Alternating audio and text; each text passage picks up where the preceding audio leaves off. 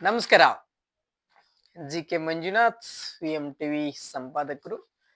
ಸ್ನೇಹಿತರೆ, ನಿನ್ನೆ ನಾವು ಗೃಹಲಕ್ಷ್ಮಿ ಬಗ್ಗೆ ಅಂದ್ರೆ ಒಂದು ಸದನದಲ್ಲಿ ಆಗಿರುವಂತ ಚರ್ಚೆ ಕುರಿತಾಗಿ ನಿನ್ನೆ ಒಂದು ಸುದ್ದಿಯನ್ನ ಪ್ರಸಾರ ಮಾಡಿದ್ವಿ. ಸದನದಲ್ಲಿ ಒಂದೊಂದು ಹಂತದಲ್ಲಿ ಈ ಸುದ್ದಿಗಳನ್ನ ನಾವು ಪ್ರಸಾರ ಮಾಡ್ತಾ ಬರ್ತಾ ಇದ್ವಿ ಅಂತ ಹೇಳಿದ್ವಿ. ಸ್ನೇಹಿತರೆ, ಇವತ್ತು ಒಂದು ವಿಶೇಷ ಸುದ್ದಿ ಮತ್ತು ವಿಶೇಷತೆ ಅದೇ ಸದನದಲ್ಲಿ ನಡೆದಂತ ಚರ್ಚೆ ಬಗ್ಗೆ ಒಂದ್ 5 ನಿಮಿಷ ತಮ್ಮ ಮುಂದೆ ನಾನು ಹೇಳ್ತೀನಿ. ಅದು ಸರಿಯೋ ತಪ್ಪೋ ಗೊತ್ತಿಲ್ಲ, ಬಟ್ ನಮಗೆ ಅದು ಸರಿ ಅನ್ಸಿದೆ ಅನ್ನೋ ತಮ್ಮ ಅಭಿಪ್ರಾಯವನ್ನು ಕೂಡ ನಮ್ಮ ಪಿ.ಎಂ.ಟಿವಿ ಮಾಧ್ಯಮದಲ್ಲಿ ಕಮೆಂಟ್ ಮುಖಾಂತರ ಆದ್ರೂ ತಿಳಿಸ್ಬೋದು ಅಥವಾ ಕರೆ ಮುಖಾಂತರ ಆದ್ರೂ ತಿಳಿಸ್ಬೋದು. ಸ್ನೇಹಿತರೆ, ತಾವೆಲ್ಲ ಈಗ ಪ್ರೈವೇಟೈಸೇಷನ್ ಮತ್ತೆ ಬೇರೆ ಬೇರೆ ರೀತಿಯಾದಂತಹ ಸ್ವರೂಪ ಪಡ್ಕೊಳ್ತಾ ಇರುವಂತ ಕೆಲಸ ಕಾರ್ಯಗಳನ್ನ ನೋಡ್ತಾ ಇದ್ದೀರಿ. ಸರ್ಕಾರ ಮಟ್ಟದಲ್ಲಿ ಹಲವಾರು ಸ್ವರೂಪ ಪಡ್ಕೋತ. ಇವತ್ತು ಏನಾಗಿದೆ, ನಮ್ಮ ಶಿಕ್ಷಣ ವ್ಯವಸ್ಥೆ, ಶಿಕ್ಷಣ ಎಲ್ಲಿ ಹಾಳಾಗ್ತಾ ಇದೆ, ಕೆ.ಎಸ್, ಐ.ಎ.ಎಸ್, ಐ.ಪಿ.ಎಸ್ ಅಧಿಕಾರಿಗಳು ಆ ಯಾವ ಮಟ್ಟದಿಂದ ಹೋಗಿ ಆದಂತ ಅಧಿಕಾರಿಗಳಿದ್ದಾರೆ ಅನ್ನೋದು ಕುರಿತಾಗಿ ತಮ್ಮ ಮುಂದೆ ಹೇಳ್ತಾ ಇದ್ದೀನಿ. ನಾನು ಎಲ್ಲಿಗೆ ಬರ್ತಾ ಇದ್ದೀನಿಪ್ಪ ಅಂದ್ರೆ, ಇವತ್ತಿನ ನಡೀತಾ ಇರುವ ಎಜುಕೇಶನ್ ಮಾಫಿಯಾದ ಬಗ್ಗೆ ತಮ್ಮ ಮುಂದೆ ನಾನು ವ್ಯಕ್ತಪಡಿಸ್ತಾ ಇದ್ದೇನೆ. ಸ್ನೇಹಿತರೆ, ನಾನು ಹೇಳ್ತಾ ಇರೋದು ಬೇರೆ ಒಂದು ರೂಪವನ್ನ ಪಡೆದುಕೊಳ್ತಾ ಇರ್ಬೋದು, ಅಥವಾ ಈ ತಮಗೇನ್ ವಿಚಾರ ಅಂತ ಗೊತ್ತಿಲ್ಲ. ಸ್ನೇಹಿತರೆ, ಈಗ ನಡೀತಾ ಇರುವ ಸರ್ಕಾರಿ ಶಾಲೆಗಳಲ್ಲಿ ನಡೀತಾ ಇರುವ ಕುಂದು ಕೊರತೆ, ಸಮಸ್ಯೆಗಳು ಮತ್ತು ತೊಂದರೆಗಳನ್ನ ಸಂಬಂಧಪಟ್ಟ ಮಿನಿಸ್ಟ್ರು ಮತ್ತು ಸಂಬಂಧಪಟ್ಟ ಮಂತ್ರಿಗಳು ಮಾತಾಡಿದ್ರು. ಸದನದಲ್ಲಿ ಮಾತನಾಡಿದ್ರು. ತಮ್ಮ ಗಮನಕ್ಕೆ ಆಯ್ತು ಇಲ್ಲೋ ಗೊತ್ತಿಲ್ಲ, ದಯವಿಟ್ಟು ನೋಡಿ.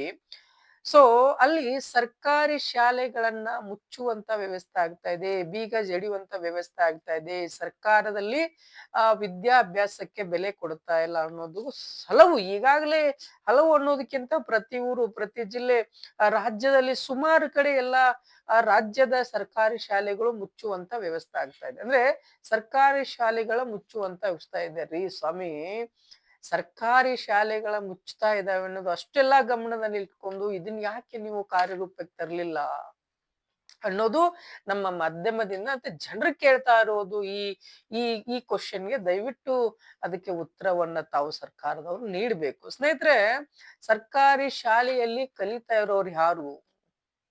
ಬಡವರ ಮಕ್ಕಳು, ಕೂಲಿ ಕಾರ್ಮಿಕರ ಮಕ್ಕಳು, ರೈತರ ಮಕ್ಕಳು, ಕೆಳವರ್ಗದವರು, ದಲಿತರು, ಇನ್ನುಳಿದ ಹಲವಾರು ಕೆಳವರ್ಗದವರು ಕಲಿತಾ ಇರುವಂತ ಸರ್ಕಾರಿ ಶಾಲೆಯಲ್ಲಿ ಸರ್ಕಾರಿ ಶಾಲೆಗಳನ್ನ ಮುಚ್ತಾ ಇರುವ ವ್ಯವಸ್ಥೆ, ಅದ್ರ ಬಗ್ಗೆ ದೊಡ್ಡದಾಗಿ ಧ್ವನಿ ಎತ್ತಾ ಇಲ್ಲ. ಇವತ್ತು ಸುಮಾರು ರಾಜಕೀಯ ಬದಲಾವಣೆಗಳು ಹಲವಾರು ಮಾತಾಡ್ತಾ ಇದ್ದೀರಾ, ಆದ್ರೆ ನಿಜವಾದ ಸತ್ಯ ಸಂಗತಿಯನ್ನ ಬಿಟ್ಟು ಇವತ್ತು ನಿಜವಾಗ್ಲೂ ಏನು ತೊಂದರೆ ಆಗಿದೆ, ಸರ್ಕಾರಕ್ಕೆ ಏನ್ ತೊಂದರೆ, ಅಥವಾ ಯಾಕೆ ಈ ಶಾಲೆಗಳನ್ನು ಮುಚ್ಚುವಂತ ವ್ಯವಸ್ಥೆ ಆಗ್ತದೆ, ಯಾಕೆ ಸರ್ಕಾರಿ ಶಾಲೆಗಳಿಗೆ ನೀವು ಸರಿಯಾದ ಯೋಜನೆಗಳನ್ನ ಕೊಡ್ತಾ ಇಲ್ಲ, ಸರಿಯಾಗಿ ನಡೆಸ್ಕೊಳಕ್ ಆಗ್ತಾ ಇಲ್ಲ ಅಂದ್ರೆ ಬೇರೆ ಒಂದು ಕಾರ್ಯರೂಪವನ್ನ ಮಾಡ್ರಿ. ಅದಕ್ಕೆ ಇವತ್ತು ತಮ್ಮ ಗಮನದಲ್ಲಿ ಇರ್ಬೇಕು.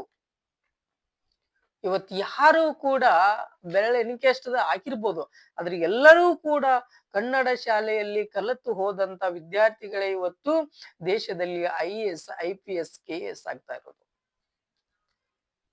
ನೀವು ಒಂದು ಹಂತದಲ್ಲಿ ಇದು ಬೇರೆ ರೂಪವನ್ನ ಪಡ್ಕೊಂಡ್ರೆ ವಿದ್ಯಾಭ್ಯಾಸ ಇನ್ನೂ ಮುಚ್ಚಿ ಹೋಗ್ಬಿಟ್ರೆ ಎಲ್ಲಾಗತ್ತೆ? ಎಲ್ರಿ ಕಟ್ತಾರೆ ಲಕ್ಷಾಂತರ ರೂಪಾಯಿ? 1 ಲಕ್ಷ 2 ಲಕ್ಷ ಮಕ್ಕಳನ್ನ ಇವತ್ತು ಕೂಲಿ ಕಾರ್ಮಿಕರು, ರೈತರ ಮಕ್ಕಳು ಬೇರೆ ಯಾವ್ದೋ ಒಂದು ಪ್ರೈವೇಟ್ ಸ್ಕೂಲಕ್ಕೆ ಹೋಗಿ ಕಳ್ಸಕ್ಕಾಗತ್ತಾ? ಆಗತ್ತಾ? ದುಡಿಯೋದೇ ಒಂದು ವರ್ಷಕ್ಕೆ 1 ಲಕ್ಷನೋ, ಒಂದ್ 50,000ನೋ, ಒಂದ್ 20,000ನೋ ದುಡಿತಾ ಇರ್ತಾರೆ. ಅದನ್ನೇ ತಂದ್ಬಿಟ್ಟು ಮಕ್ಕಳು ವಿದ್ಯಾಭ್ಯಾಸ ಕೊಟ್ಟಾಗ ಬರೀ ಡೊನೇಷನ್, ಆ ಫೀಸು ಈ ಫೀಸು ಅಂತ ಕೊಟ್ಬಿಟ್ರೆ ಬದುಕ್ಬೇಕು ಹೆಂಗ್ರಿ ಬಡವ್ರು? ಬದುಕ್ಬೇಕು ಹೆಂಗೆ ಬಡವ್ರು? ಮಕ್ಕಳಿಗೆ ವಿದ್ಯಾಭ್ಯಾಸವನ್ನ ಹೆಂಗ್ ಕಲಿಸ್ಬೇಕು, ಹೆಂಗ್ ಉಳಿಸ್ಬೇಕು ಅವ್ರೆಲ್ಲ? ಶಿಕ್ಷಣ ವಂಚಿತರಾಗ್ಬಿಟ್ರೆ ದೇಶದಲ್ಲಿ ಭ್ರಷ್ಟಾಚಾರ ಇನ್ನೂ ಹೆಚ್ಚಾಗಲ್ವಾ?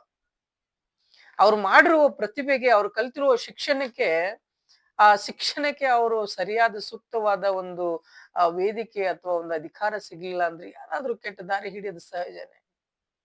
ಒಂದ್ ರೀತಿಯಾಗಿ ನೀವೇ ಆ ಭ್ರಷ್ಟರನ್ನ ತಯಾರು ಮಾಡ್ತಾ ಇದಾರೆ ಅಂತ ಅನ್ಸುತ್ತಪ್ಪ, ನಿಜವಾಗ್ಲೂ ಅನ್ಸುತ್ತೆ. ಇವತ್ತು ಕನ್ನಡ ಶಾಲೆಯಲ್ಲಿ ಒಬ್ಬ ಶಿಕ್ಷಕರನ್ನ ಹಿಡಿದು ಅಲ್ಲಿರುವ ಕಟ್ಟಡನ್ನ ಹಿಡಿದು ಪ್ರತಿಯೊಂದು ಹಂತವನ್ನ ಬೇರೆ ರೂಪವನ್ನ ಪಡೆದುಕೊಂಡಾಗ ಎಷ್ಟು ಬೇಜಾರಾಗುತ್ತೆ. ಕನ್ನಡ ಶಾಲೆಗಳನ್ನ ವಿರೋಧ ಪಕ್ಷದವರಾಗ್ಲಿ, ಆ ಸಂಬಂಧಪಟ್ಟಂತ ಅಧಿಕಾರಿಗಳಾಗ್ಲಿ, ಕಾರ್ಯಕರ್ತರಾಗ್ಲಿ, ಜನರಾಗ್ಲಿ ಮಾತಾಡ್ತಾ ಇದ್ದಾರೆ, ಕನ್ನಡ ಶಾಲೆಯನ್ನ ಬೀಗ ಜಗದ್ ಬಿಡ್ರಿ, ಬೀಗ ಹಕ್ ಬಿಡ್ರಿ, ಬೀಗ ಹಕ್ ಬಿಟ್ಬಿಟ್ಟು ಸುಮ್ನೆ ಪ್ರೈವೇಟ್ ಅನ್ನ ಸ್ಟಾರ್ಟ್ ಮಾಡ್ಕೊಂಡ್ ಬಿಡ್ರಿ ವಿದ್ಯಾರ್ಥಿಗಳು ಎಲ್ಲೂ ಹೋಗ್ತಾರೆ. ಆತರ ಆದಾಗ ವಿದ್ಯಾರ್ಥಿಗಳು ಎಲ್ಲೂ ಹೋಗ್ತಾರೆ? ಬಡ ಮಕ್ಕಳು, ರೈತರ ಮಕ್ಳು ಎಲ್ಲಿ ಹೋಗ್ತಾರ್ರಿ? ರೈತ ಬೆಳೆದಿದ್ ಬೆಲೆಗಿನೇ ಸರಿಯಾಗಿ ಫಲಿತಾಂಶ ಕೊಡಲ್ಲ ನೀವು. ಇನ್ನು ಅಂತದ್ರಲ್ಲಿ ಈ ಮಕ್ಕಳನ್ನ ವಿದ್ಯಾಭ್ಯಾಸದಿಂದ ಹಾಳಾಗೋಗ್ಬಿಟ್ರೆ ಏನ್ ಮಾಡಾಗುತ್ತೆ? ದುಡ್ಡಿದ್ದವ್ರು ಮಾತ್ರ ಶಿಕ್ಷಣ ಕಲಿಬೇಕು, ದುಡ್ಡಿಲ್ದವ್ರೆಲ್ಲಾ ಶಿಕ್ಷಣ ವಂಚಿತರಾಗ್ಬೇಕು ಅನ್ನೋ ಈ ಸ್ವರೂಪವನ್ನ ಪಡಿತಾ ಇರುವ ಸರ್ಕಾರದಲ್ಲಿ, ಯಾವುದೇ ಸರ್ಕಾರ ಇರ್ಲಿ ಒಂದೇ ಅಂತ ನಾನು ಒಂದ್ರ ಮೇಲೆ ಹೇಳ್ತಾ ಇಲ್ಲ, ಏನಾದ್ರೂ ನೋಡೋಣ ವಿರೋಧ ಪಕ್ಷದವ್ರು ಬಂದ್ಬಿಟ್ಟು ಈ ಶಾಲೆಗಳನ್ನ ಪ್ರಾರಂಭ ಮಾಡಿ, ಈ ಶಾಲೆಗಳನ್ನ ಡೆವಲಪ್ಮೆಂಟ್ ಮಾಡಿ ಅಂತ ಬೇರೆ ಪಕ್ಷದವರು ಪ್ರತಿಭಟನೆ ಮಾಡೋದೇ ಇಲ್ಲ. ಅವಳಿಗೆ ಹಿಂಗಂದ, ಇವಳಿಗೆ ಹಿಂಗಂದ, ಅವನೇನೋ ಮಾತಾಡ್ದ, ಇವನೇನೋ ಮಾತಾಡ್ದ, ಇವತ್ತು ಬಡ ವಿದ್ಯಾರ್ಥಿಗಳ ಶಿಕ್ಷಣ ಹಾಳಾಗ್ತಾ ಇದೆ. ಇವತ್ತು ವಿರೋಧ ಪಕ್ಷದವ್ರು ಏನಾದ್ರೂ ಧ್ವನಿ ಎತ್ತಿ ನೋಡೋಣ, ಕನ್ನಡ ಶಾಲೆಗಳನ್ನ ಅಭಿವೃದ್ಧಿ ಮಾಡ್ಲಿ ಈ ಸರ್ಕಾರ ಅಂತೇಳಿ. ಎತ್ತಲ್ಲ. ಯಾಕೆ ಹೇಳಿ?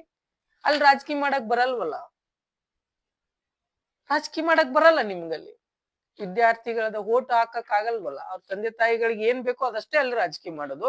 ಅದರಿಂದ ಕನ್ನಡ ಶಾಲೆಯಲ್ಲಿ ಬರುವಂತ ವಿದ್ಯಾರ್ಥಿಗಳಿಗೆ ಅವ್ರಿಗೆ ಓಟ್ ಪವರ್ ಇರಲ್ವಲ್ಲ.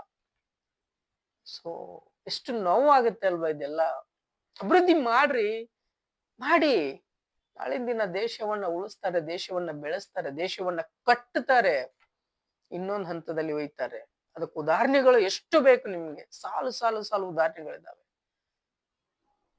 ಕನ್ನಡ ಶಾಲೆಯಲ್ಲಿ ಕಲ್ತಂತ ವಿದ್ಯಾರ್ಥಿಗಳು ಇವತ್ತು ಏನೆಲ್ಲ ಆಗಿದ್ದಾರೆ ಅಂತ ತಮಗ್ ಗೊತ್ತು. ದಯವಿಟ್ಟು ಈ ಮಾಧ್ಯಮದ ಮುಖಾಂತರ ತಮಗೆ ನಾನು ಆ ವಿಚಾರವನ್ನ ತಿಳಿಸ್ಬೇಕು. ಯಾಕಂದ್ರೆ ಜನ ಮಾತಾಡ್ತಾ ಇದ್ದಾರೆ ಈ ಕನ್ನಡ ಶಾಲೆಗಳ ಬಗ್ಗೆ, ಬೀಗ ಜಡಿದು ಹಾಕ್ಬಿಡ್ರಿ ಅಂತೇಳಿ.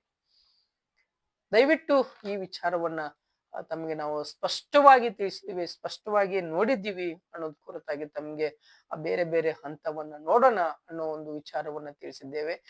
ತಮ್ಮ ಅಭಿಪ್ರಾಯ ಏನು, ಅನಿಸಿಕೆ ಏನು ಅನ್ನೋದು ಕುರಿತಾಗಿ ನಮ್ಮ PMTV ಮಾಧ್ಯಮಕ್ಕೆ ಕಮೆಂಟ್ ಮಾಡಿ, ಶೇರ್ ಮಾಡಿ, ಲೈಕ್ ಮಾಡಿ, ಸಬ್ಸ್ಕ್ರೈಬ್ ಮಾಡಿ ಸ್ನೇಹಿತರೆ. ಇವತ್ತಿನ ಈ ಚರ್ಚೆ ಇದಾಗಿತ್ತು. ಮತ್ತೊಂದು ವಿಶೇಷ ಚರ್ಚೆಯೊಂದಿಗೆ ಬರ್ತೀನಿ. ನಿಮ್ಮ GK ಮಂಜುನಾಥ್. ನಮಸ್ಕಾರ.